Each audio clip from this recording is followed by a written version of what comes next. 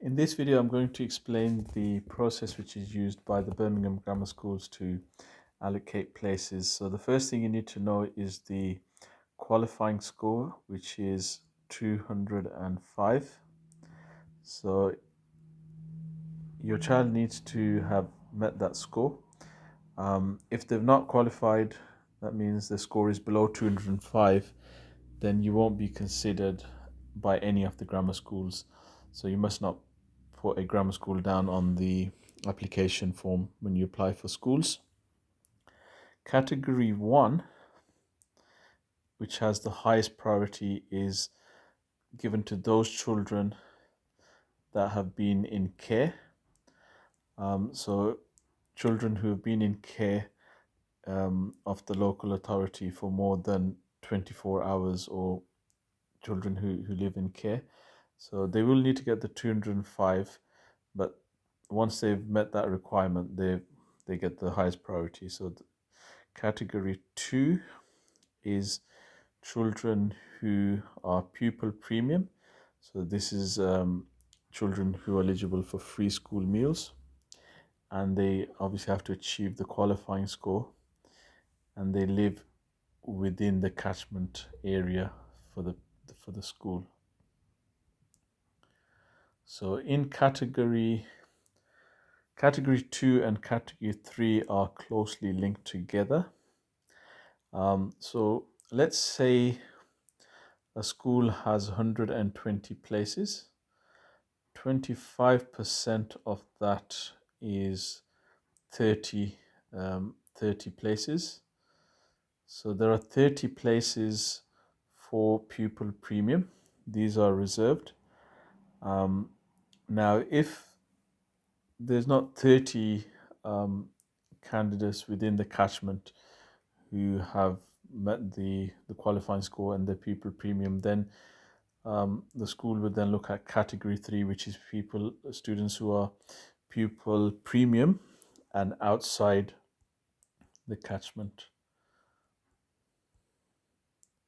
So that's just to make sure that 25% of the places are filled by pupil premium. Category 4 is those who are not pupil premium. So the priority score is what they call it, is 225, and that's those who are within the catchment area.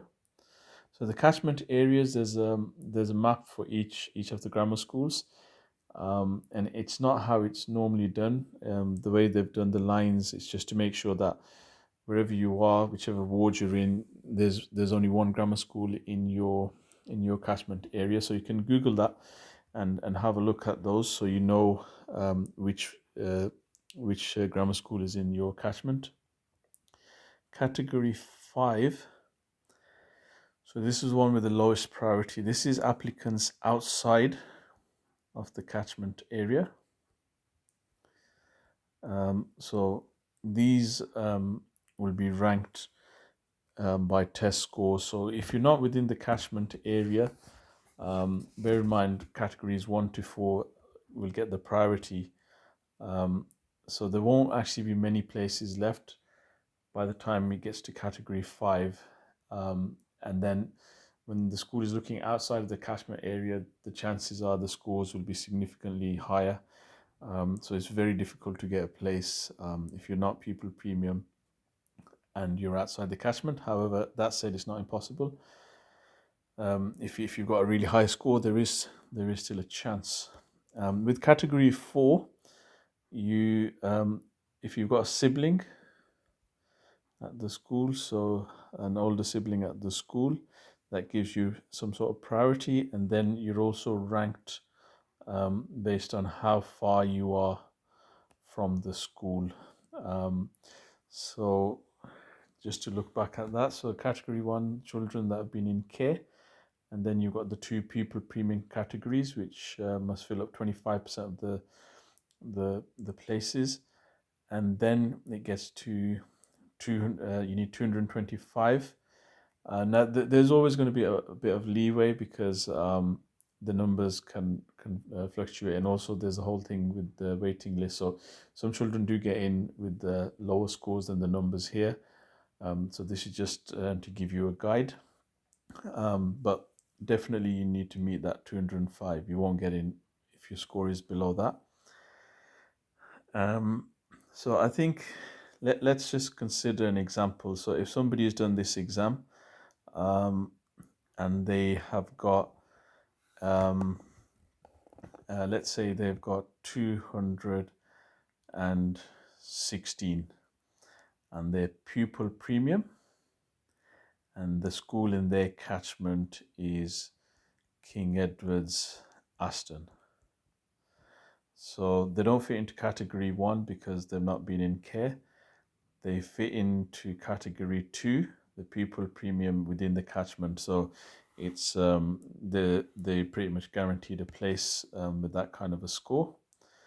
Another example, if somebody scored 227 and they've applied to the same school, King Edward's Aston, but they're not pupil premium, so they won't be in the top 30.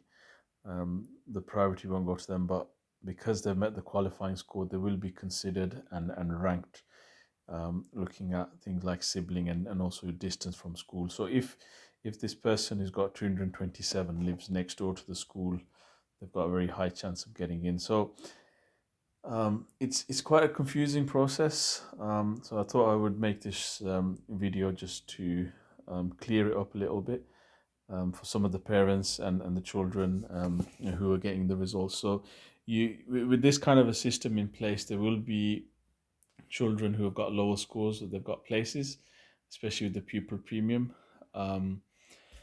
So obviously there's a whole debate about whether that's right or wrong, but it is what it is.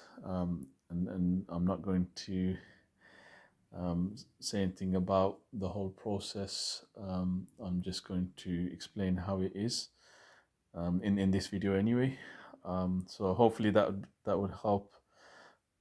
So if you want to get into grammar school that's outside of your catchment area, then your chances are going to be very low. Your the one in your catchment is the one that you've got the highest chance of getting in.